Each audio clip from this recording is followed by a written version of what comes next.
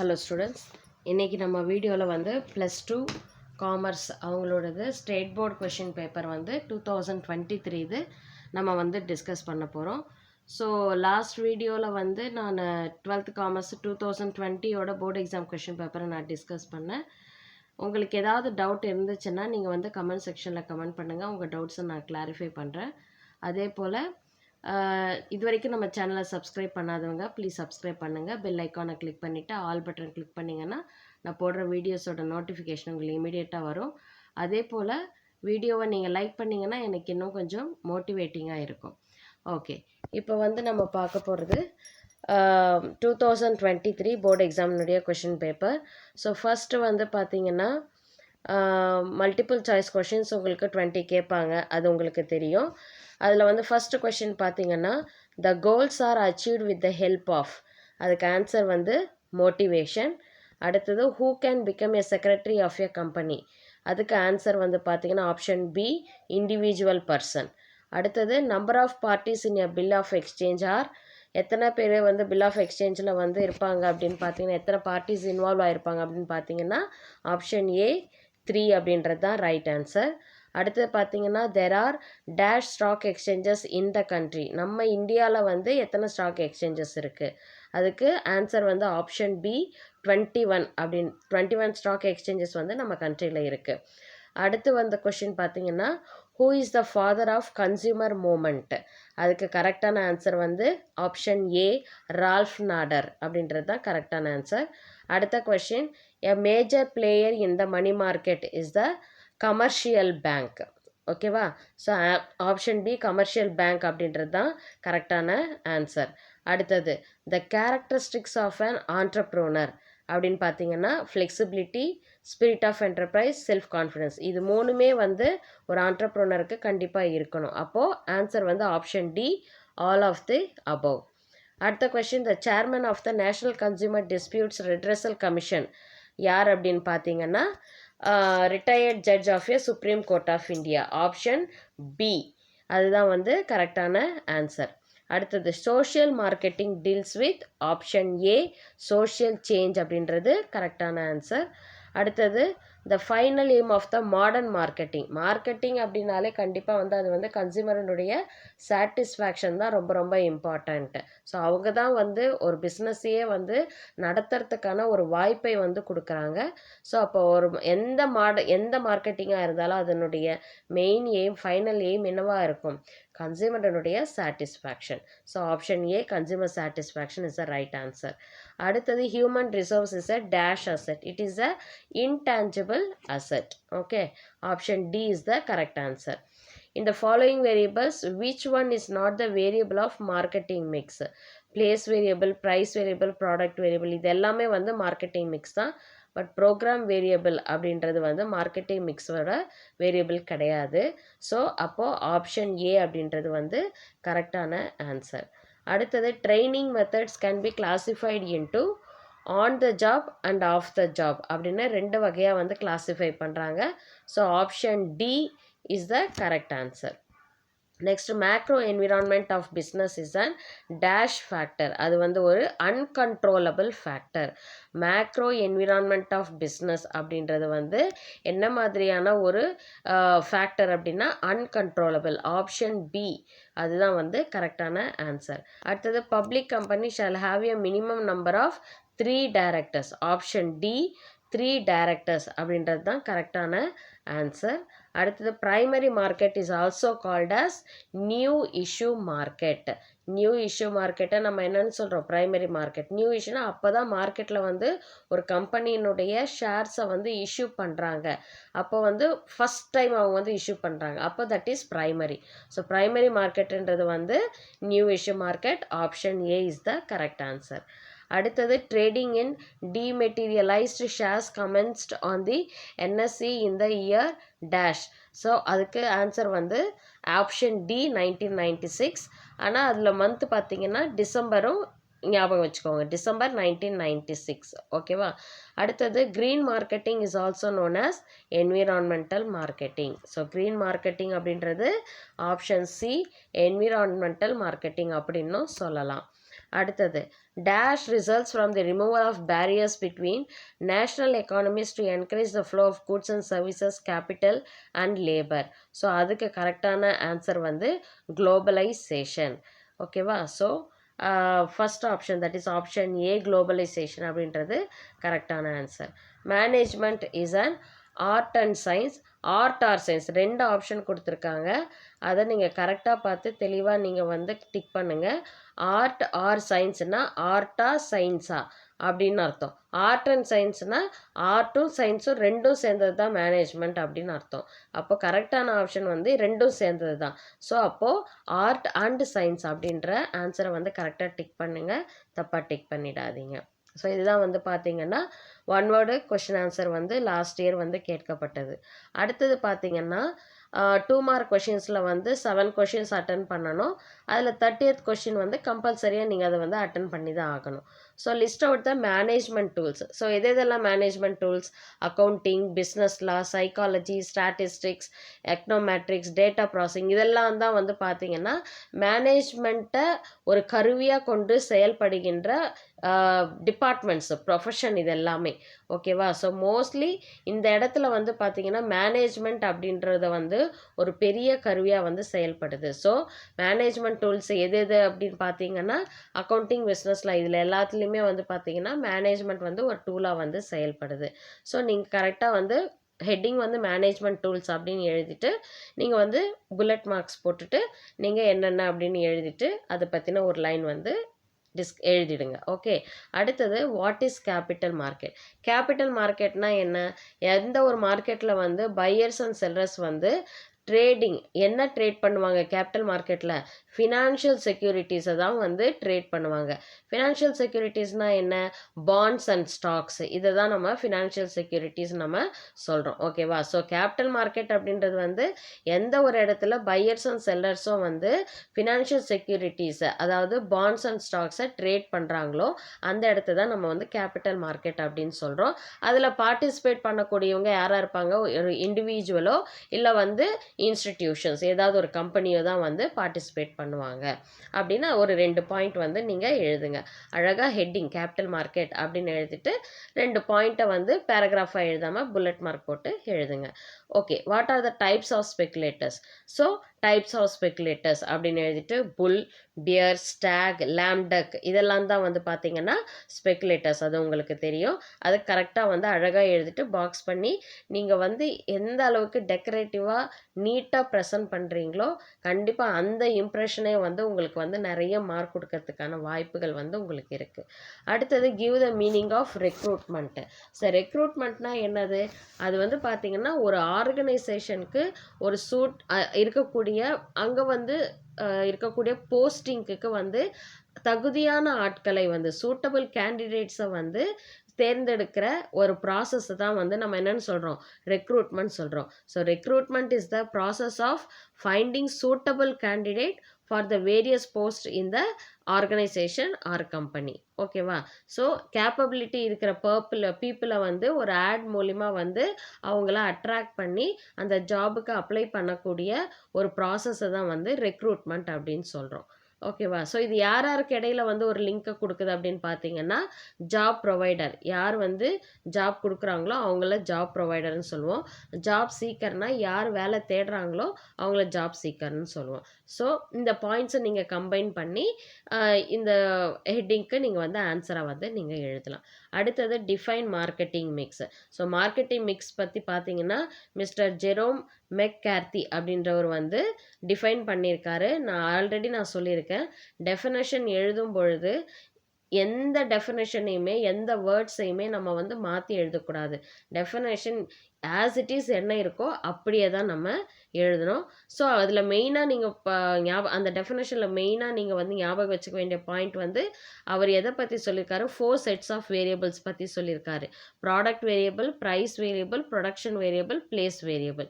இதுதான் key point அந்த டெஃபினேஷனில். ஸோ நீங்கள் வந்து அந்த டெஃபினேஷனை கிளியராக படிச்சுட்டு எந்த வித சேஞ்சஸும் இல்லாமல் அந்த டெஃபினேஷனை கிளியராக நீங்கள் ப்ரெசென்ட் பண்ணுங்கள். அடுத்தது பார்த்தீங்கன்னா what are the rights of consumers according to John F Kennedy. So John F Kennedy வந்து ரைட்ஸ் ஆஃப் கன்சியூமர்ஸ் பற்றி நிறைய கொடுத்துருக்காங்க. அதில் ஏதாவது 2 மார்க் அப்படின்றதுனால ஏதாவது ஒரு 4 பாயிண்ட் எழுதுங்க. நான் உங்களுக்கு ஈஸியாக இருக்குன்றதுக்காக ரைட் டு பி இன்ஃபார்ம்டு, இல்லை right of consumer education, right of quality of life, right of consumer protection, right of basic needs. So இந்த மாதிரி பாயிண்ட்ஸை 9 பாயிண்ட்ஸ் இருக்குது. அதில் ஏதாவது ஒரு 4 எழுதுனீங்கன்னா கூட 2 மார்க் கொஷினுக்கு போதும் அது. பட் ஹெட்டிங் கரெக்டாக எழுதிட்டு rights of consumer according to John F Kennedy அப்படின்னு எழுதிட்டு அதை அண்டர்லைன் பண்ணிவிட்டு புல்லட் பாயிண்ட் போயிட்டு நீட்டாக 4 பாயிண்ட்ஸை வந்து நீங்கள் எழுதுங்க.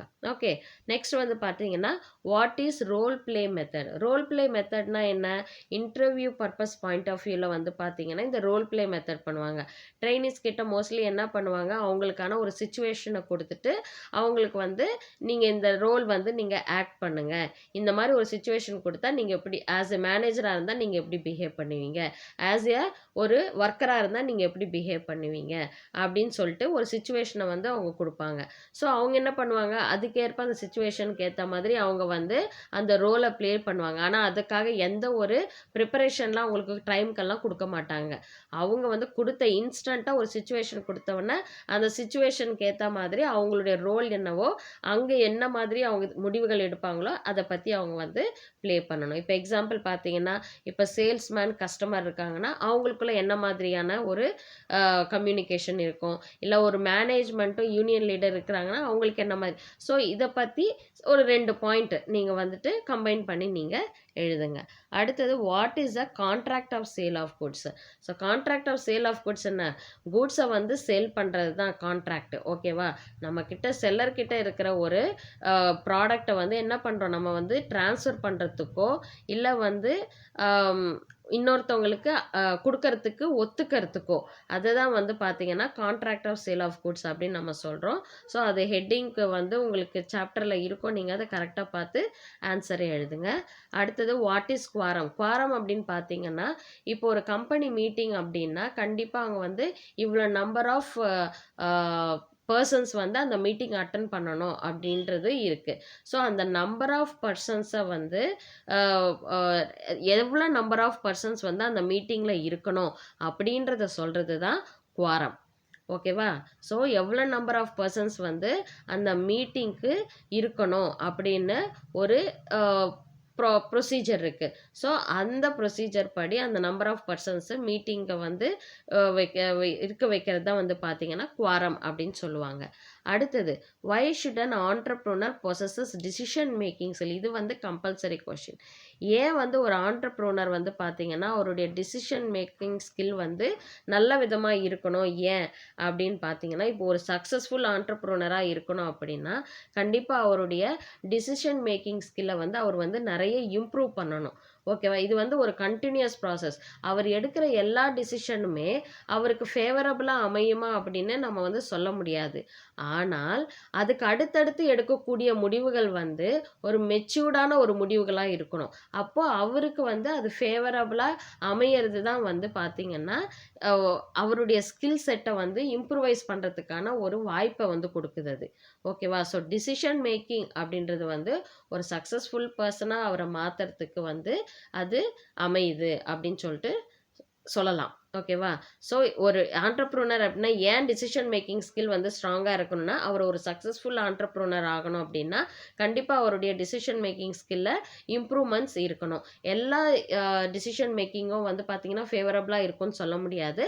ஆனால் அடுத்தடுத்து அவர் எடுக்கக்கூடிய முடிவுகள் வந்து அவருக்கு ஃபேவரபுளாக அமைவதற்கான வாய்ப்புகளை கொடுக்கும் அப்படின்னு நீங்கள் எழுதலாம்.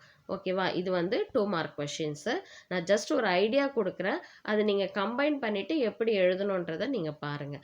அடுத்து 3 மார்க் கொஷின்ஸில் பார்த்தீங்கன்னா list out the main functions of management. So main functions of management அப்படின்னு பார்த்தீங்கன்னா planning, organising, staffing, directing, controlling, motivation, coordination. So இதெல்லாம் இருக்குது. அதில் வந்து பார்த்தீங்கன்னா நீங்கள் ஃபங்க்ஷன்ஸை மட்டும் எழுதினா கூட போதும். So main functions of management அப்படின்னு எழுதிட்டு point up planning, organising, staffing அப்படின்னு ஒரு புல்லட் பாயிண்ட் போட்டுட்டு அது எல்லாத்தையுமே ஒரு பாக்ஸ் மாதிரி போட்டிங்கன்னா இன்னும் ப்ரெசன்டேஷன் இன்னும் கொஞ்சம் நல்லா இருக்கும். அடுத்தது write a short note on secondary market. So secondary market ரிலேட்டடாக வந்து பார்த்தீங்கன்னா ஒரு 3 பாயிண்ட்ஸு புல்லட் மாதிரி போட்டுட்டு 3 பாயிண்ட்ஸை பார்த்து அதை பற்றி நீங்கள் மென்ஷன் பண்ணலாம். செகண்டரி மார்க்கெட்னா என்னது? ஆல்ரெடி வந்து கம்பெனிஸ் வந்து ஆர்கனைசேஷன்ஸ் வந்து இஷ்யூ பண்ண மார்க்கெட்டை வந்து இஷ்யூ பண்ண ஷேர்ஸை வந்து என்ன பண்ணுவாங்க, ஒருத்தர் வாங்குறதோ விற்கிறதோன்னு நடந்துக்கிட்டே இருக்கும். ஓகேவா? பையிங் அண்ட் செல்லிங், ஏற்கனவே இஷ்யூ பண்ண ஷேர்ஸை பை பண்ணுறது செல் பண்ணுறது, அதுதான் நம்ம என்னன்னு சொல்கிறோம், செகண்டரி மார்க்கெட் இல்லை ரீசேல் மார்க்கெட் அப்படின்னு நம்ம சொல்கிறோம். இதில் வந்து பார்த்திங்கன்னா இன்டைரக்டாக வந்து செக்யூரிட்டிஸை வந்து என்ன பண்ணுவாங்க, பை பண்ணுவாங்க. ஓகேவா? அடுத்து அதே போல் பார்த்தீங்கன்னா மல்டிபிள் டைம்ஸ் வந்து அந்த செக்யூரிட்டிஸை வந்து பை பண்ணுறது செல் பண்ணுறது இது எல்லாமே வந்து நடக்கும். ஸோ இந்த பாயிண்ட்ஸ் எல்லாம் நீங்கள் கொஞ்சம் கம்பைன் பண்ணி நீங்கள் எழுத, உங்களுக்கு அது டேப்லர் காலம் மாதிரி கொடுத்துருப்பாங்க. ஸோ அந்த பாயிண்ட்ஸை வந்து ஒரு சென்டென்ஸாக ஃபார்ம் பண்ணி ஒரு 3 லைன்ஸ் மட்டும் நீங்கள் எழுதுனீங்கன்னா கூட போதும். அடுத்தது எக்ஸ்பிளைன் பியர் ஸ்பெகுலேட்டர். ஸோ பியர் ஸ்பெகுலேட்டர் வந்து உங்களுக்கு ஆல்ரெடி அதில் கொடுத்துருப்பாங்க, அதை நீங்கள் படிச்சுட்டு எழுதிடுங்க. ஆனால் எதையுமே பேராகிராஃபாக திரும்ப திரும்ப சொல்கிற பேராகிராஃபாக எழுதாதீங்க. பாயிண்ட் வைஸ் பாயிண்ட் எழுதுனீங்கன்னா தான் அவங்களுக்கு கரெக்ஷன் பண்ணுறதுக்கும் ஈஸியாக இருக்கும், உங்களுக்கு பாயிண்ட் கொடுக்கறதுக்கும் வசதியாக இருக்கும். Okay, write any 3 characteristics of human resources. So human ரிசோர்ஸஸில் வந்து பார்த்தீங்கன்னா நிறைய ஒரு 10 கேரக்டரிஸ்டிக்ஸ் கொடுத்துருக்காங்க. அதில் ஏதாவது ஒரு 3 கேரக்டர்ஸ் எழுதலாம். இதில் வந்து நார்மலாக ஹியூமன் ரிசோர்ஸஸ் பார்த்தீங்கன்னா கிரியேட்டிங் ஆல் அதர் ரிசோர்ஸஸ், மற்ற எல்லா ரிசோர்ஸஸையும் வந்து உருவாக்குறவங்க யார் அப்படின்னு பார்த்தீங்கன்னா ஹியூமன் ரிசோர்ஸஸ் தான். அதே போல் பார்த்தீங்கன்னா அவங்களுடைய ஹியூமன் ரிசோர்ஸினுடைய பிஹேவியர் வந்து அன்பிரெடிக்டபிள் அப்படின்னு எழுதலாம். ஹியூமன் ரிசோர்ஸஸ் வந்து மூவபிள் அப்படின்னு எழுதலாம். ஸோ இந்த மாதிரி அதில் இருக்கிற பாயிண்ட்ஸில் எது ஈஸியாக இருக்கோ அந்த 3 பாயிண்ட்ஸை வந்து நீங்கள் செலக்ட் பண்ணி நீங்கள் எழுதலாம். ஓகேவா? அடுத்தது எக்ஸ்பிளைன் நிச்சி மார்க்கெட்டிங். ஸோ நிச்சி மார்க்கெட்டிங் பற்றியும் உங்களுக்கு இருக்குது டைப்ஸ் ஆஃப் மார்க்கெட்டிங்கில். ஸோ அதை பார்த்துட்டு நீங்கள் பாயிண்ட் டு பாயிண்ட் ஒரு 3 பாயிண்ட்ஸ் எழுதுனீங்கன்னா கூட போதும். Who are the members of the state commission. State கமிஷனுடைய மெம்பர்ஸ் எல்லாம் யார் அப்படின்னு கேட்குறாங்க. ஸோ இதில் வந்து பார்த்தீங்கன்னா அதுலேயே 2 பாயிண்ட் புக்லேயே வந்து கொடுத்துருக்காங்க. அதாவது ஜட்ஜ் ஆஃப் ஹை கோர்ட் வந்து பார்த்தீங்கன்னா ஸ்டேட் கவர்மெண்ட்டால் அப்பாயிண்ட் பண்ணப்படுவாங்க ஆஸ் அ பிரசிடெண்ட்டாக. ஸ்டேட் கமிஷனுடைய மெம்பர் வந்து ஒன் ஆஃப் த மெம்பர் அவர். அதுக்கு அடுத்தது வந்து மற்ற 2 மெம்பரை வந்து செலக்ட் பண்ணுவாங்க. அதில் ஒருத்தர் வந்து கண்டிப்பாக விமனாக இருக்கணும். அதே போல் பார்த்தீங்கன்னா அவங்க வந்து நிறைய எபிலிட்டி இருக்கிறவங்களாகவும் இன்டெகிரிட்டி இருக்கவங்களாகவும் இருக்கணும். அதாவது சட்டப்பூர்வமாகவோ எக்கனாமிக் லெவல்லையோ இல்லை பப்ளிக் அஃபேர் அட்மினிஸ்ட்ரேஷன் இது எல்லா பிரச்சனைகளையும் வந்து சால்வ் பண்ணக்கூடிய ஒரு கேப்பபிலிட்டி இருக்கக்கூடிய ஒரு பர்சன்ஸாக அவங்க இருக்கணும் அப்படின்னு சொல்கிறாங்க. அந்த 2 மெம்பரில் வந்து பார்த்தீங்கன்னா ஒருத்தர் வந்து விமன் வந்து கண்டிப்பாக இருக்கணும். ஃபஸ்ட்டு வந்து ஜட்ஜ் ஆஃப் ஹை கோர்ட்டு, அது வந்து செலக்ட் பண்ணுறவங்க ஸ்டேட் கவர்மெண்ட்டு பிரசிடெண்ட்டாக செலக்ட் பண்ணுவாங்க. மற்ற 2 மெம்பர்ஸ் வந்து பார்த்தீங்கன்னா அந்த 2 மெம்பர்ஸில் ஒருத்தர் வந்து விமனாக இருக்கணும். இந்த தான் 2 பாயிண்ட் வந்து புக்கில் கொடுத்துருக்காங்க. அது நீங்கள் க்ளீனாக படிச்சுட்டு பாயிண்ட்டாக நீங்கள் எழுதிடுங்க. அடுத்தது டிஸ்டிங்விஷ் பிட்வீன் நெகோஷியபிலிட்டி அண்ட் அசைபிலிட்டி. டேப்லர் காலமே புக்கில் கொடுத்துருக்காங்க. ஸோ அந்த டேப்லரில் 4 பாயிண்ட்ஸ் என்னமோ கொடுத்துருக்காங்க. அதில் ஏதாவது ஒரு 3 பாயிண்ட்ஸ் மட்டும் நீங்கள் வந்து எழுதினா போதும். அடுத்தது what do you understand by issue of securities at premium. Issue of securities at ப்ரீமியம்னா ஒரு ப்ரீஃப் எக்ஸ்ப்ளனேஷன் மட்டும் கொடுக்குறேன். இப்போ ஷேர்ஸை வந்து ஒரு கம்பெனி வந்து இஷ்யூ பண்ணுறாங்க, அதனுடைய ஃபேஸ் வேல்யூ பார்த்தீங்கன்னா 10 ரூபா தான். ஓகேவா? ஆனால் அவங்க என்ன பண்ணுறாங்க, அந்த ஷேர்ஸை 12 ரூபாய்க்கு விற்கிறாங்க. அப்போது எவ்வளோ லாபம் வருது, அதில் 2 ரூபாய் வந்து அதிகமாக தான் ஒரு ஷேர் வேல்யூவை கொடுக்குறாங்க. 10 ரூபா கொடுக்க வேண்டிய ஷேரை 12 ரூபாய்க்கு இஷ்யூ பண்ணுறாங்க. அப்போ அந்த 2 ரூபா இருக்குது இல்லையா, அதுதான் ப்ரீமியம் அப்படின்னு சொல்கிறோம். இதுதான் இஷ்யூஸ் அட் பார் அப்படின்னு சொல்லிட்டு சொல்லுவோம். ஸோ இது ரிலேட்டடாகவும் உங்களுக்கு வந்துட்டு பாயிண்ட்ஸ் இருக்கும். அதில் இம்பார்ட்டன்ட் பாயிண்ட்ஸை மட்டும் நீங்கள் படிச்சுக்கிட்டிங்கன்னா, கான்செப்ட் தெரிஞ்சுக்கிட்டீங்கன்னா இம்பார்ட்டண்ட்டான 3 பாயிண்ட்ஸ் மட்டும் நீங்கள் எழுதுங்க. அடுத்து பார்த்தீங்கன்னா what are the principles of Taylor. So டெய்லருடைய பிரின்சிபல்ஸ் வந்து பார்த்தீங்கன்னா science not rule of thumb. அடுத்தது பார்த்தீங்கன்னா ஹார்மனி நாட் டிஸ்கார்ட். அதே போல் கோஆப்ரேஷன் நாட் அந்த மாதிரி வந்து ஒரு 4-5 பாயிண்ட்ஸ் இருக்குது. அதை நீங்கள் வந்துட்டு அந்த ஹெட்டிங் மட்டும் நீங்கள் எழுதுனீங்கன்னா 3 மார்க் கொஷின்ன்றதுனால ஹெட்டிங் மட்டும் நீங்கள் பாயிண்ட்ஸ் போட்டு பாக்ஸ் மாதிரி போட்டு எழுதுனீங்கன்னா இட் வில் பி குட். அடுத்தது பார்த்தீங்கன்னா give note on make in India scheme. Make in India scheme அப்படின்றது வந்து எதை எக்ஸ்பிளைன் பண்ணுது பார்த்தீங்கன்னா, அது ஆக்சுவலாக 25th சாப்டரில் மேக் இன் இந்தியா அப்படின்ற ஹெட்டிங்கில் வந்து இந்த ஆன்சர் இருக்குது. மேக் இன் இந்தியா அப்படின்றது வந்து இப்போ மேட் இன் சைனா அப்படின்றதெல்லாம் வருது இல்லையா, அந்த மாதிரி நம்மளுடைய ப்ராடக்டை வந்து அதாவது பிஸ்னஸ் ஆப்பர்ச்சுனிட்டிஸை அதிகப்படுத்துறதுக்கும் நம்ம நாட்டில் இருக்கக்கூடிய சிட்டிசன்ஸ் இண்டிவிஜுவல்ஸ் இவங்கெல்லாம் வந்து பிஸ்னஸை ஆரம்பிக்கிறதுக்கும் அதே போல் வந்து ஒரு மேனுஃபேக்சரிங் ஏரியாவாக நம்ம இந்தியா மாறணும் அப்படின்றதுக்காகவும் அதே போல் ஃபாரினில் இருக்கிறவங்கெல்லாம் நம்ம நாட்டில் வந்து இன்வெஸ்ட் பண்ணி அந்த மேனுஃபேக்சரிங் இதை வந்து இம்ப்ரூவைஸ் பண்ணி இது எல்லாத்துக்காகவும் தான் வந்து இந்த மேக் இன் இந்தியா அப்படின்ற ஒரு ஸ்கீமே வந்து கொண்டு வந்தாங்க.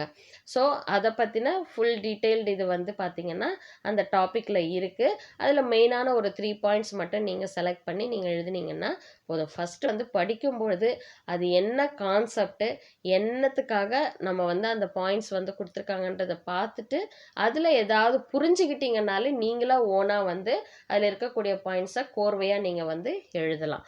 ஓகேவா? ஸோ இது வந்து 3 மார்க் கொஷின்ஸ். அடுத்து 5 மார்க் கொஷினில் பார்த்தீங்கன்னா ஆர் கொஷின்ஸ் கொடுத்துருப்பாங்க. அதாவது explain the principles of modern management, explain the micro environmental factors of business. So இதில் ஏதாவது ஒரு கொஷின் நீங்கள் எழுதினா போதும். பிரின்சிபல்ஸ் ஆஃப் மாடர்ன் மேனேஜ்மெண்ட் அப்படின்னும் பொழுது ஃபஸ்ட்டு மேனேஜ்மெண்ட்னா என்னன்னு எழுதுங்க. அதுக்கு அடுத்தது பிரின்சிபல்ஸ் ஆஃப் மாடர்ன் மேனேஜ்மெண்ட் அப்படின்ட்டு அதற்கான பாயிண்ட்ஸ் இருக்கும் இல்லையா, அதை பாக்ஸில் எழுதிடுங்க. அதுக்கப்புறம் கீழே வந்து பார்த்தீங்கன்னா அந்த ஒவ்வொரு பாயிண்ட்டுக்கும் வந்து பார்த்தீங்கன்னா ஒரு 2 சென்டென்ஸ் மட்டும் எக்ஸ்பிளைன் பண்ணிங்கனாலே நீங்கள் க்ளீனாக மார்க் வாங்கிடலாம். ஓகேவா? அதே போல் micro environmental factors of business அப்படின்றாங்க. அப்போ மைக்ரோ என்விரான்மெண்டல்னா என்ன, அதனுடைய ஃபேக்டர்ஸ் என்ன அப்படின்றத டீட்டெயில்டாக நீங்கள் எழுதுங்க. அடுத்தது explain the functions of capital market. So what is capital market, so capital market அப்படின்னு எழுதிட்டு அதை பற்றி எழுதுங்க.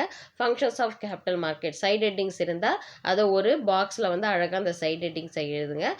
அதுக்கப்புறமா அந்த சைட் ஹெட்டிங்ஸை வந்து நீங்கள் வந்து எக்ஸ்பிளைன் பண்ணுங்கள். ஒரு 2 பாயிண்ட்ஸ் வந்து நீங்கள் எக்ஸ்பிளைன் பண்ணிங்கன்னா போதும். அதே போல் தான் explain the challenges faced by women entrepreneurs. So women entrepreneurs பற்றி ஏதாவது ஒரு 2 லைன் எழுதுங்க. நம்ம இந்தியாவில் உமன் ஆண்டர்ப்ரூனர்ஸ் வந்து எப்படி எந்த லெவலில் வந்து இருக்காங்க, எந்த அளவுக்கு க்ரோ ஆயிருக்காங்க அப்படின்னு சும்மா ஒரு 2 பாயிண்ட் பற்றி அதை பற்றி எழுதிட்டு challenges they are facing in their business அப்படின்ட்டு நீங்கள் என்னென்ன சேலஞ்சஸ் அப்படின்றது பாயிண்ட்ஸாக வந்து கொடுத்துருக்காங்க நம்ம புக்கில். ஸோ அந்த சைட் ஹெட்டிங்ஸ் எல்லாத்தையுமே வந்து நான் சொன்ன மாதிரி க்ளீனாக ஒரு பாக்ஸில் அழகாக எழுதிட்டு அதுக்கப்புறம் ஒரு பாயிண்ட்டையும் நீங்கள் எக்ஸ்பிளைன் பண்ணுங்கள். நீங்கள் வந்து எழுதும்போது நீட்னஸும் இருக்கணும், அதே மாதிரி ஃபாஸ்ட் ரைட்டிங்கும் இருக்கணும். அட் த சேம் டைம் வந்து ஹேண்ட் ரைட்டிங்கும் கொஞ்சம் ஓரளவுக்கு கொஞ்சம் நல்லா எழுதுங்க. ப்ரெசன்டேஷன் ரொம்ப ரொம்ப முக்கியம். அடுத்து சொல்ல வர்ற பாயிண்ட்டை வந்து க்ளீனாக சொல்லிவிடுங்க. அடுத்தது explain the functions of SEBI. So செபின்னா என்ன, ஃபங்க்ஷன்ஸ் ஆஃப் செபி பற்றி எழுதுங்க. அடுத்தது explain in detail the elements of contract of sale. So what is mean by contract of sale அதை எழுதுங்க. அடுத்தது எலிமெண்ட்ஸ், அதனுடைய எலிமெண்ட்ஸ் கொடுத்துருப்பாங்க புக்கில், அதை நீங்கள் படிச்சுட்டு எழுதுங்க. அடுத்தது explain the difference between recruitment and selection. So இந்த மாதிரி டிஃப்ரென்ஸ் பிட்வீன் கேட்கும்போது ஃபஸ்ட்டு ரெக்ரூட்மெண்ட் அதனுடைய மீனிங் எழுதுங்க. அடுத்தது செலெக்ஷன் அதனுடைய மீனிங் எழுதுங்க. அதுக்கு கீழே வந்து difference between recruitment and selection ஒரு டேப்லர் காலம் போட்டு நீட்டாக அதை வந்து டிஃப்ரென்ஷியேட் பண்ணுங்கள். ஸோ இப்படி நீங்கள் ப்ரெசென்ட் பண்ணிங்கன்னா டேம் ஷுவர் உங்களுக்கு கண்டிப்பாக ஃபுல் மார்க் வந்து கிடைக்கும். Write the difference between shares and debentures. இதுவும் அதே மாதிரி தான். What is mean by shares அதை எழுதுங்க. Debentures what you mean by debentures அதை எழுதுங்க.